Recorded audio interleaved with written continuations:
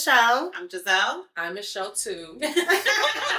Michelle's our super duper guest, our very first guest for our very first episode. Thank you so much for joining us. We have something really special for you guys. I'm an esthetician and so is Michelle. Michelle won. We've been friends since we started our aesthetics journey, but throughout the years we became each other's biggest supporters, and we've been through so much in life, and we wanted to bring you guys something really special and sprinkle some skincare on there. So we've got a nice episode ready for you guys. We're gonna start off with a little wine tasting.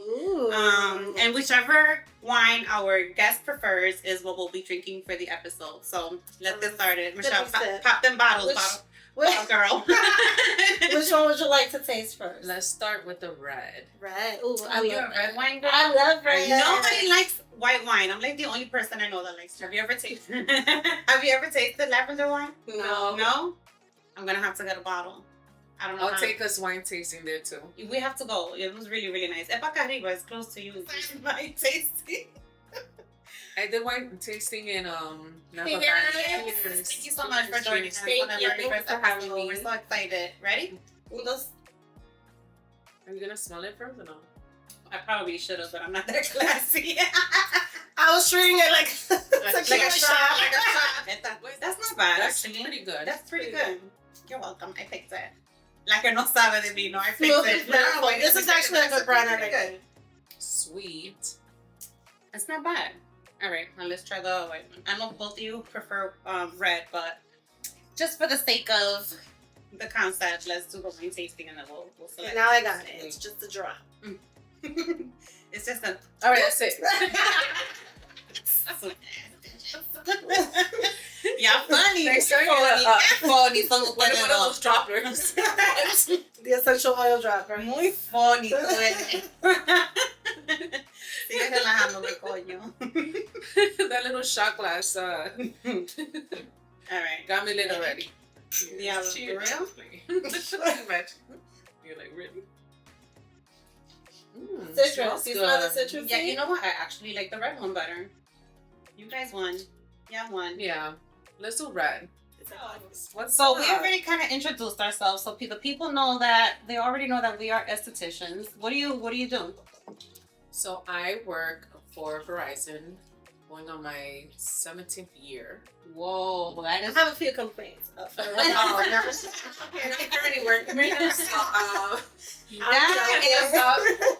is a very long time to be at any company. That is amazing. So congratulations for that. I'm sure you tolerated a lot and went through a lot. And I'm sure there's been a lot of good moments too, but I know corporate America is no easy thing. Let's cheers again. Cheers. Son muchos cheers. Ya much cheers. Ya la próxima te empiezo a beber. So I'm sure that you went through a lot, but I'm sure there was a lot of also good moments. What was probably like one of your better memories working at Verizon? Like what's your best takeaway from working at Verizon? Like, do you not have any? You're taking me. No, I'm gonna say that the company, meeting me because that's where we met. We used to work together at Verizon. We met back in 2008, Mm-hmm. and I am grateful to have met you, of course, and I'm grateful for you to been there through thick and thin. You know, we didn't see each other all the time, No. but we definitely kept up throughout the years, Mm-hmm. and I would say definitely building relationships with people. Yeah, within for the sure. company. When I worked with Michelle at the 57th Street location, my mom passed away that year. So that crew, we used to move around a lot. Yes. But that crew was really special to me because they were so good. Oh, I'm crying. No, They were so good to me when that happened. It was really a hard time. And you guys were like my group, my people that were like checking up on me, supporting me. Don't cry. Okay, let's fast forward. So yeah, I met Michelle during that part of my life before that happened, and then when it happened, we were already friends. So there was already a relationship established, and they were really there for me. And you guys have a special place in my heart. All of you guys that were there at that time. Yes, that was before. That was BM before Michelle, not baby mama. So what was what's work-life balance? Fast forward to now. So you enjoyed making relationships, which is beautiful because that's probably the best thing you could take away from anything, right? Yeah. Because in most cases, people can kind of ruin things, but sometimes there are those special people that can make things that can make it that much better. But just because I was asking what you do as far as like career, how was work-life balance for you now? So, coming from the retail side, because I did it for a couple of years, which I, by the way, sometimes I feel bad that I missed out on a lot of things with my oldest daughter. Work-life balance is so much different. You know, I get to work from home. I spend a lot of time with the little one, Delilah, and it's legit having that schedule where you dedicate your time for work, but then once you're done, you invest in your family, and it came a long way. Like, it wasn't like that for a lot of years, and I could say that Verizon did take care of me during my, my condition, with the cancer, with pregnancy. So that was a big thing. Like, raising children basically in a company, that's very difficult sometimes, but they did good by me. And you feel like they did go by you during your pregnancies too, because you know that maternity leave and all of that type of stuff really sucks in this country. So in general, you felt like they were good to you during that moment? I think I don't know, I grew up in the Bronx, right? So I think a lot of times we do not know what resources we have, and luckily I came across some people that did give me that information, and maternity leave, how many weeks you get, what happens after you finish, this bonding time. So it's like, so you could do your own research, but it's nothing like somebody saying, hey, by the way, you have access to these benefits while you're here. And you came across that person at Verizon. Well, I had a manager was like, he saw I was having postpartum depression. I was back at work 3 months after Victoria was, born, and I was crying on the sales floor, like, I miss my baby, I had to take it to daycare, and he was like, you need to go back out. Yeah, right. And I was like, what do you mean? I still get separation anxiety. Yeah, so, it's hard. So I got lucky, and he was like, you need to go back out, take some time, and sometimes it might not be paid, time off, but at least you got that job security. Your job is guaranteed, just go take your time. So one less thing you have to worry about while you heal yourself and get back to yourself for as much as you can. So I asked that because a big part of the reason why me and Michelle have our own businesses is because of the work-life balance is so difficult in corporate America. So that's a big part of the reason why we own our own businesses. It comes with its own set of challenges. It really does. But for me, because I don't have a support team. Like, I wish my mom's not around. My dad lives in DR. My husband's mom lives in Florida. We don't really have like that village that could be available even if they wanted to, right? Because they have cousins and aunts, but they all have their own kids and their own lives, and they have jobs. They have full-time jobs, and it's really hard for people to be there for you sometimes, even if they actually really want to be. So that's why I asked that question. But I mean, I'm not gonna say that I had a big village, but I think communication was definitely key. Communication with who?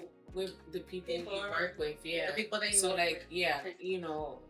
Sometimes you might have had to work out a schedule, and you had to say, hey, these are the hours I'm available. And coming from these places, you kind of get, like I said, we don't have enough people to, like, my mom didn't work, right? So she's not gonna say, hey, go to HR, tell them this, and like, she didn't have the experience to pass on to you. So your team came together, like, as a unit. I had a baby. Yeah, they worked with you though. They worked with you, like, okay, here, I can take these days off, so you can work these days. It wasn't the best. Like I said, I missed a lot of time with Victoria, but I managed. Yeah. Would I want to have my own business to have more time? Hell yeah! Like, but girl, even with that, I struggle, and I only have one, and I struggle. I don't want to. I have to be 100% honest. I don't struggle making time for my kids. I don't, because I have my own business, and I'm the one that says when I go to work and when I take a client and when I don't, and so on and so forth. I struggle the other way. I struggle growing my business, because I always put a second to making time for my kids. Same. So that's my personally, that's where I struggle. This year, they're getting a little bit bigger, so they're taking the bus home 3 days a week. So I'm slowly starting to kind of like, I know, this is why I got them the phones. I'm scared. I got them little watch phones. But now that I know that, they're going to the same school. I do not want to put my daughter on a bus. I don't know why. It's just... No, I cried. Scared. January came in and I started crying, thinking about Delilah going to school. Like, I'm not even gonna lie. Like, yeah, you're just crying. Yeah. You're so okay with having your babies like you're so used to that too, like being able to have that access. The world is mean, It is. I think that's, I know you have two, but Victoria is much older than Delilah and you only have one. I have two boys that are only a year and 10 months apart.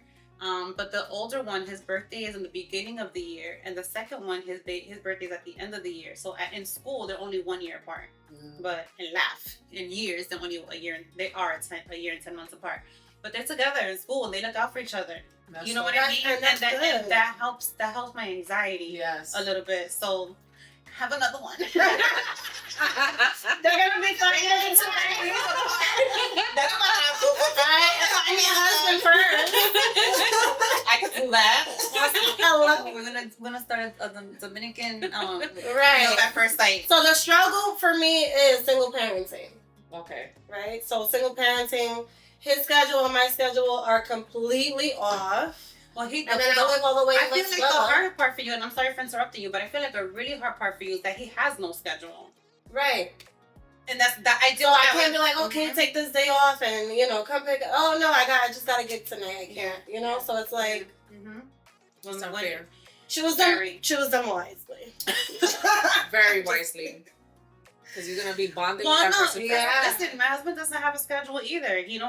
But he helps out. Like when you're at work, for example, like today the business has grown and he has drivers that help him out, and that's been a blessing because, for example, today he had a job this morning, and I'm like, do you know how frustrating it is for me to try to push my projects forward and run around your schedule that doesn't exist because yesterday you were available to take the kids to school and all of a sudden you're not.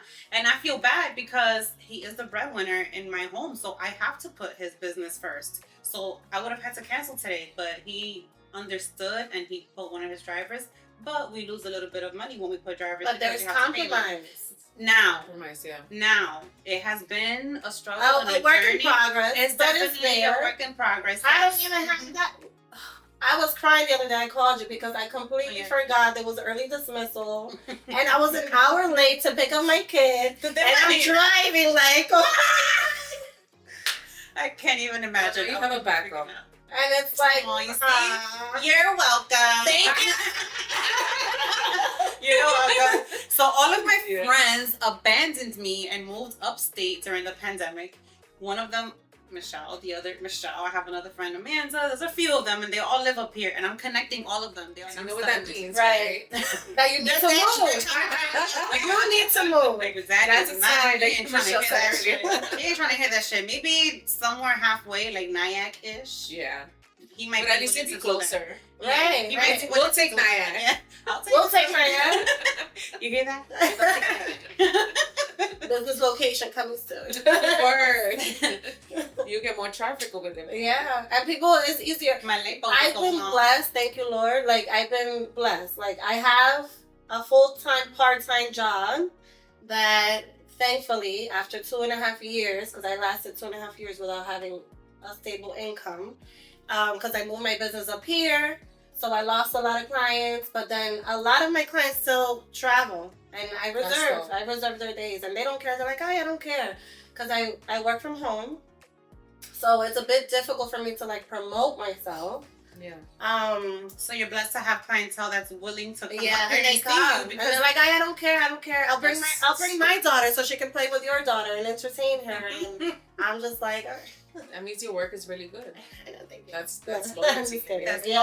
Loyalty customers. My clients are really loyal. Like, thank you guys. I love you. I love you. If it wasn't for you, I would BMW. That's one. That's right. BSW only is fast streets. Yeah, no. I didn't think about it. Thought about it. I've been looking at my toes like, maybe it's about that time. Damn, not my toes. They have this website for feet.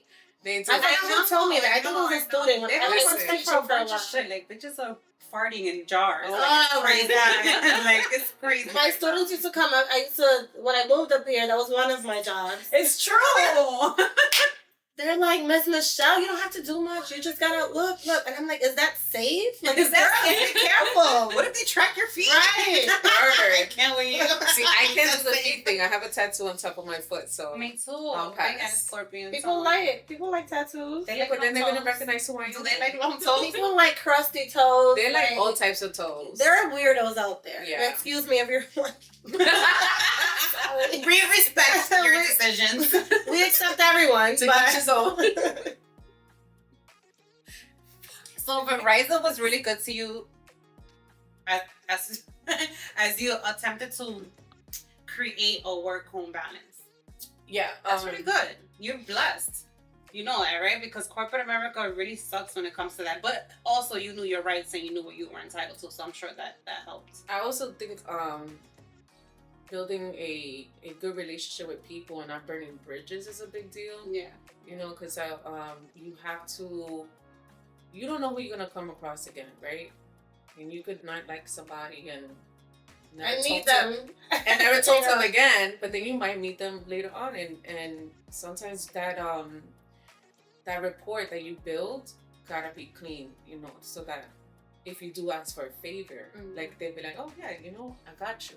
Yeah. They're good, but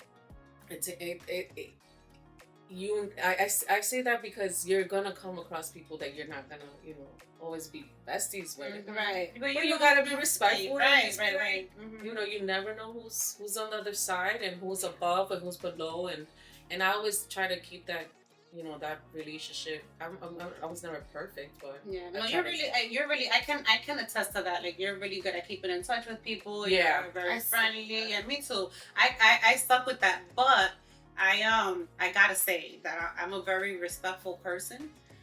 And that is just my way of demanding respect in return. Right. Because if I respect you, then I expect it in return. So that's just my way of demanding it. And if you don't, then I just cut you off and I don't I keep you, you know, out of my sight. So I'm good at cutting people off and like keeping them at a distance, at a healthy distance. So that if we have to bump heads again, we can coexist at the very least, because we never got to like that disrespectful point because you know? Right. So, yeah. But it's really good to build relationships and keep them going. When you were saying how they were really good to you, you mentioned your condition, which you don't have to get into detail about. But when you were going through that condition, Verizon was really good to you, and that's great. But how are you emotionally going through that? Did you have your 2 daughters already? Yeah. Yeah, both of them. Yes. So I got diagnosed when Delilah was 4 months. Wow. Well, 4, so 6 months. I breastfed until 4 months, and then she was 6 months when I got diagnosed. So I think I got diagnosed December 28th or 29th of 2020. Delilah was born July 3rd, 2020. Like 6 months? Yeah. 6 months. Can't do the math right now. Yeah. It's the wine. It's the wine. It's walking. It's doing math. When you first found out of your diagnosis, mentally, were you telling yourself, I need to be strong and hold it together for my children? Or did you have a moment for yourself where you were intaking everything and just forgot about everyone, including your children? So when I first got diagnosed, I broke down. I mean, I was in shock by the way I was told. I basically went in for a mammogram, and then why did you go in for a mammogram if you're not 40 years old yet? So I found a tiny lump on my right boob. I thought it was a milk duct. It was COVID time, so I went to my primary. Primary was like, yeah, you need a mammogram. And I was like, oh, all right, cool. And she's like, just to make sure. Yeah, just to make sure. I go get the mammogram. They're like a little weird about you feel the energy for sure. I read body language. I saw it was kind of like, yeah, now we need to do an ultrasound. And then it was like, radiologist comes in, she's all shaky. And she's like, you have breast cancer, like straight up. And I'm just looking at her like, what? She didn't sit down and say, "Hey, let's sit down." I was sitting down. She was shaking. She was sitting down, and you know, one of the questions one of the technicians asked was, "How did you find it?" Same thing. Mm-hmm. You know, and I told her like I just had a baby. I was breastfeeding. Mm-hmm. I feel something. She was like, "All right," you know, like, and it was just like weird questions, like extra questions that I didn't feel like it was. Like, it would have been necessary for something that's like routine. Yeah, like it was normal. So then that's when she brought in the radiologist and she broke it down straight to the point. And she was like, I'm going to recommend 3 different doctors. Next 6 months is going to be hell. You know, it's going to be pretty shitty. But you're going to be okay. And I'm just like, so I leave the hospital. I went by myself. Like, you know, it's COVID times. You know, you take care of yourself and you do it. I literally had a moment, and I was out about to take the train back home, and I just fucking cried. And can't even imagine it. But back to what you asked, like putting my big girl panties on. Like I get home and I'm just like, I start doing what I gotta do, calling doctors, checking to see when I could get the next appointment, because that's what the lady said. Like as soon as you get out of here, I need you to book these meetings. Work mode. Always. Bro. Minds are always everywhere. Book these appointments, contacts, like I did a little bit of research on the doctors, but I definitely had a lot of times of where I broke down. One of the biggest times was when I got told I had to get chemo, and the way the doctor explained to me, she was like, I really didn't want to, I wish you didn't have to go through chemo. But unfortunately, you had to go through a very aggressive chemo, and that shit broke me down. I mean, I was home alone, and I'm happy I was home alone because the cry was. Yeah, it was. Loud. It must have been. It was like. So for people that don't know, including myself, I was under the impression that cancer equals chemo. Like if you have cancer, you automatically go into chemo. Mm-mm. I wasn't aware that that aggressive stage, right?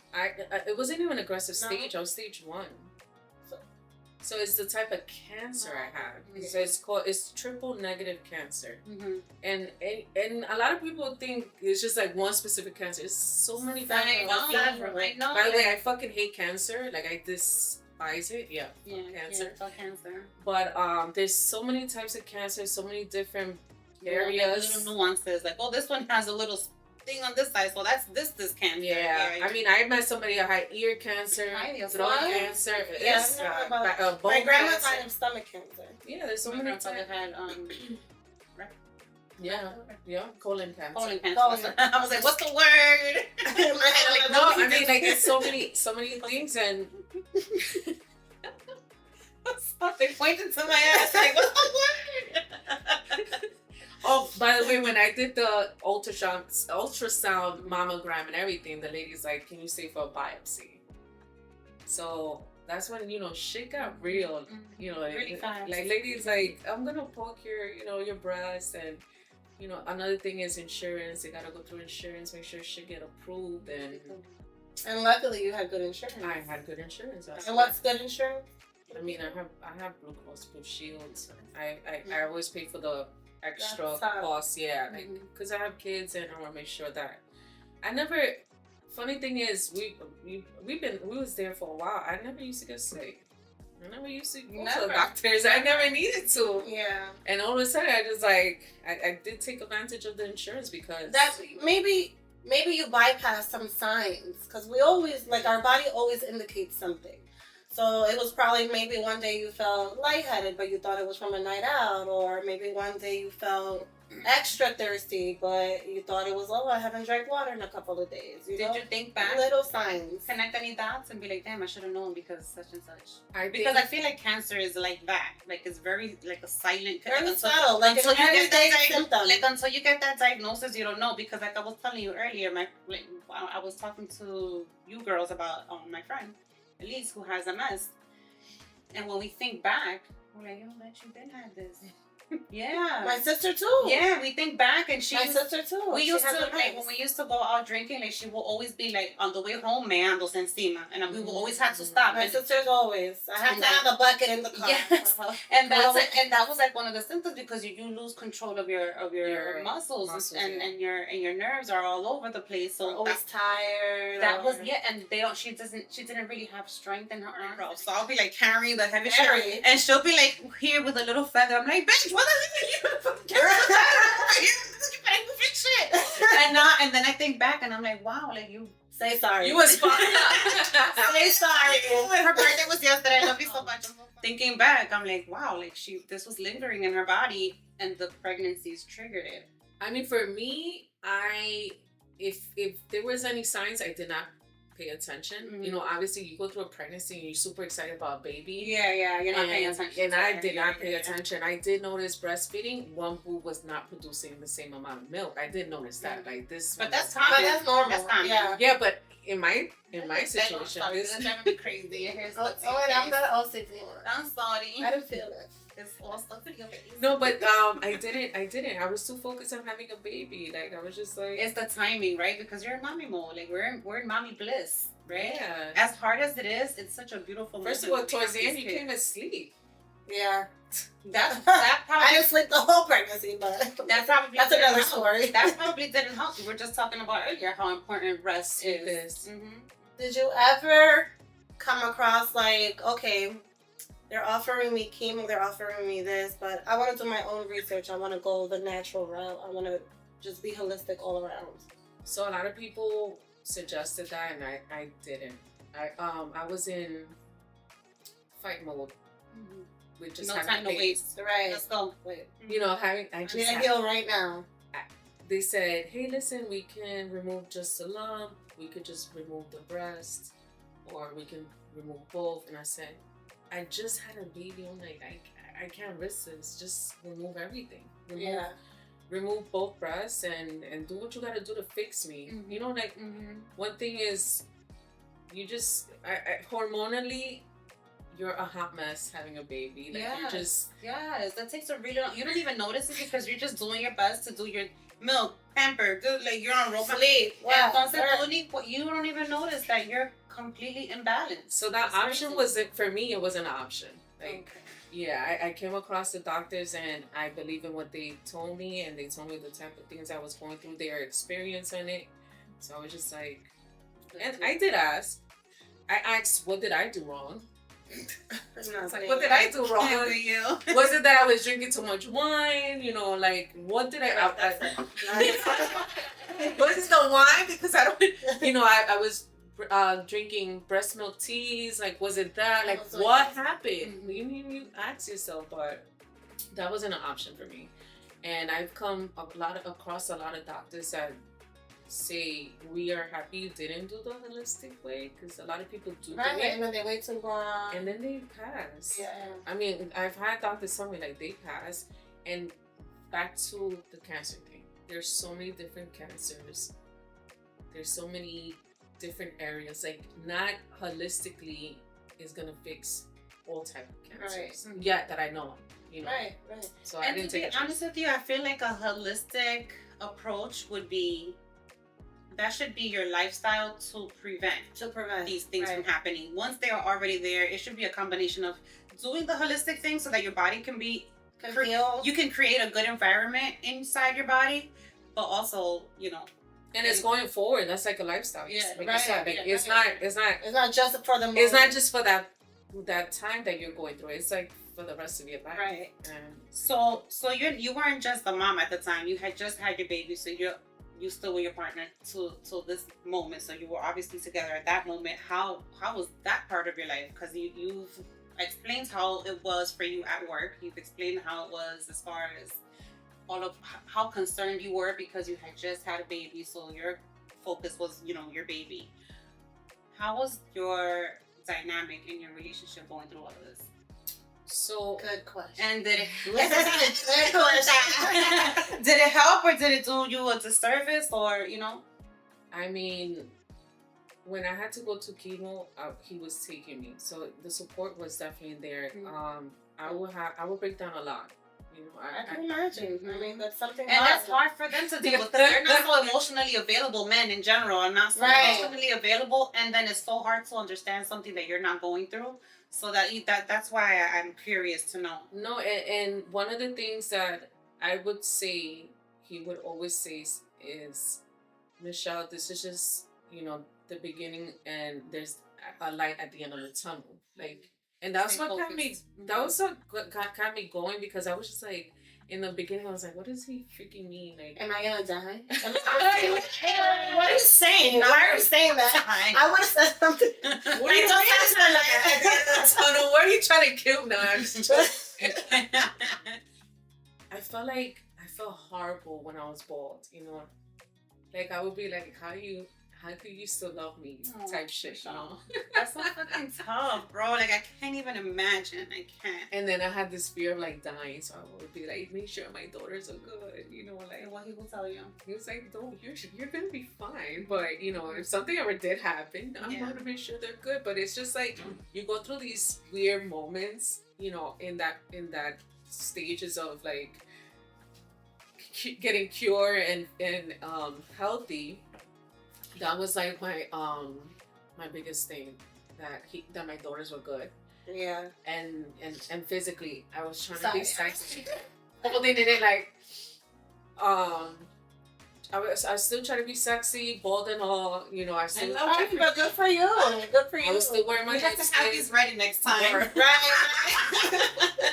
Sorry about that. Why did she get a me? I'm the one crying. I'm sorry, babe. We are a hot mess. I got it. I try to still be sexy. I still, Good for you. I love that you still have a thought process for that, because I will. Right. When they get out the room, don't look at me. Just get out. But don't hate me. Yeah. Just don't hate me. No, it's so funny because I rocked the ball head the whole time, majority of the time, right? So this one time I tried to order a wig through Amazon, and I put it on and shit. And he was like, take that. He was like, what the fuck are you doing? Why you got that on? I'm like, you don't like it? He was like, no. For you. So I think that's so important to still embrace. Yeah, so embrace, like, the self-confidence. Your experience, great. Like whatever experience God brings to your life. The years embrace it. Amen. Curling, long, like. Okay. I got a lot of attention being bald. Baldies are it, okay? Okay, Amber. They were like, oh my God, God bless. People think you're kind of like dying and shit, but. Yeah. I was happy. I was like, the wig was too hot for me. Yeah. So you were happy that your man did not like the wig, because I was happy. Would have had to wear that shit if he liked it. Yeah, but I told him, like, no, I'm not doing it. Like, I'm gonna walk around like this, and we would still go out to eat, which is like Hey, there's nothing wrong with being bald. No, I'm just saying, like, I know you're so I literally not just had a bald head. Like, I barely had eyebrows. I didn't have lashes. Like, it was I was going through some process. Yeah. Your skin is now normal. Thirsty much bueno, because I'm not a drinker and I'm the first one to catch, which never happens. I hope this thing doesn't catch my burps. Your internal gases. I've been doing that on the low, so like. You could have poured me some, but oh my God! Yeah, some bottle girl you are. Fired. I don't see no tips yet. I'm just kidding. So as a mom, you struggled a little bit, but you had great support at work. You had great support with your husband, so that's good. I'm happy for you. Right. Not everyone has that system. And I'm glad that you had the strong state of mind to be like, fuck that. I'm still gonna look good. I'm gonna look sexy for my man, and I'm glad. A lot of people can't do that. No, so I think like a lot of people get super depressed once they find out. Yeah, you think it's like the another world, like you kind of. A lot of people don't like chemo, and I don't blame them. Yeah. I don't wish that on anybody, because it's there were days I just didn't want to get up. And I do suggest that people, when if they are going through something like that, get the rest you need. Like, don't go. If you could take time off of work, just sleep like a baby. Just baby yourself, take care of yourself, and everything else will come. Like, life is. Don't rush. Don't go rush back or healing. Like, oh my God, I gotta heal, and you go back to no. It just your body has to do what it's gotta do, and you gotta give it a break. Yeah, for sure. Because I feel like in general, not only after or during a diagnosis, in general, especially when you've had these babies, ladies, please, please give your body, give your mind, give your heart, give your soul the break that it needs. If you truly feel that you don't need that break, then move forward, because everything is different for everyone. But if you feel that, it's okay to push through on a 1 day, 2 days, maybe even a week or a month. But eventually have it in the back of your head, like, my body has been asking me for a mental break. My body has been asking me for a physical break. And take that vacation, go to the spa, get that facial, do whatever it is, or go to mom's house and sit there and let her make you soup and, don't shower for it. Whatever that it is, give yourself that break. Don't shower. Whatever that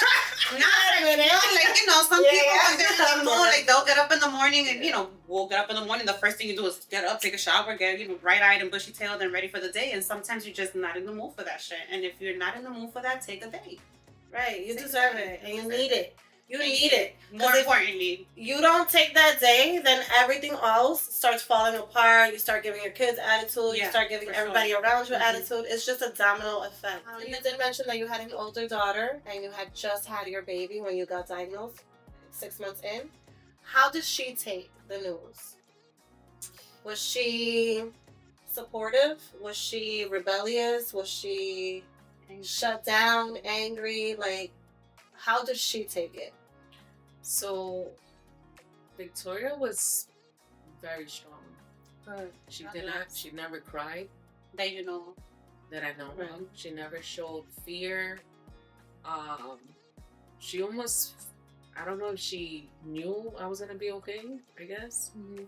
But I never saw her sad. And one of the regrets I do have, when I went through chemo, I didn't have the best attitude out. And I was frustrated sometimes. As positive I've made it seem like to, Of course, no, we all have our moments. Especially you during that time. So we had a conversation one time, and she was like, "You was pretty mean," and half the time I didn't know. Mm-hmm. I really didn't know. My attitude when I was going through that chemo, or I didn't know how I approached her. You take your frustration on. Unfortunately, that's how it is. You do take, you do take your frustration to the closest people around you, because you want to deal with them every single day. Mm-hmm. And she told me, like, you were pretty mean, and I was just like, that's fucked up, that I. Mm-hmm. But does she, like, in hindsight, is she able to understand and, not have, like, a grudge or have ill, I mean, I feel like all kids have grudges towards their mom. Of course. Even if you were never mean, you could be the best mother, they're still gonna have a grudge. Because they want their way with and we are there to... Yeah, like, I just feel that, so girls, for me, are always gonna complain about something, that their mom did. Mm-hmm. I did it. Me too. My mom does it. Mm-hmm. I did. So my mom does it. Exactly. All moms, all females do it. I feel like boys are a little more nicer to their moms for some reason. Like, they don't have it. Yeah. I would have loved to. Wherever you are. I feel like boys are a little more quieter, and they're not quieter. I'm sorry. They're really active. They're very energetic. But I do feel like they're not hormonal or emotional or like ready to yell at you. They can be a little bit more mellow in that sense. You're right. Yes. And I take that back. I have a stepson, and he does treat me very nice. Very well. Yes. I feel like I'm his mother. Like, he makes it known, like, no, you're my mom. Yeah. So that's what I'm saying. Like, boys are kind of chill, but girls, I know Victoria's gonna complain about something. And I'm okay with that because I'm not a perfect mom. Mm-hmm. I'm never. And nobody is perfect. Nobody's perfect, and I would apologize and I did apologize. You know, good for you. Good for you. I told her it's the right thing to do. Yeah, like right. For you and for her. Yeah, chemo wasn't easy. Like, and I wasn't just mean to her. I was mean to like probably everyone. Yeah, for sure. But she probably took it personal because she definitely did. Yeah. But overall, she was strong. That girl is yo. Was she helping you out even though you gave her attitude? Yeah, she was definitely helping. Delilah, because Delilah that was like her baby. Now, then she's not baby fighting. Baby fighting. Yeah, you met me. You're 4. You're 4. She's still 4. You're 4 and you're 15. Like, what y'all fighting about? I can't even think. I mean, she doesn't give Delilah no breaks, and I'm like, Victoria, you were spoiled for a long time. Mm-hmm. That'll get spoiled, girl. That'd be my daughter when I said something. Be like, get out of my room. I'm like, she's not. Leave her alone. She's a baby. Yeah. She's a baby. Yeah. She knows what she's doing. I'm like, leave her alone. That's Victoria too. She told me the other day she needs to understand what's no. I said, you don't even understand what's no. Your grown self. To this day, you don't know what's no. What are you talking about? So, a big part of what we do, and a big reason why I love what I do as an esthetician is we give people like us, because almost 99.99999% of my clients are females. Most of them are moms and entrepreneurs and employees. And we go through so much. And when they come to us, I feel like that's their moment of taking that break that we were talking about, like that break that they need. Yeah, for sure. So that's a big part of what we do. So we're gonna give you that break. That you so well deserved. You deserve it. You deserve it. That and more. That and more. Thank you so much for coming in. Let's go give you that break that you deserve. Thank you. That we all deserve, but we sometimes overlook ourselves because we're so worried about taking care of everyone else. So today we are gonna take care of you. Thank you. Okay? You deserve it.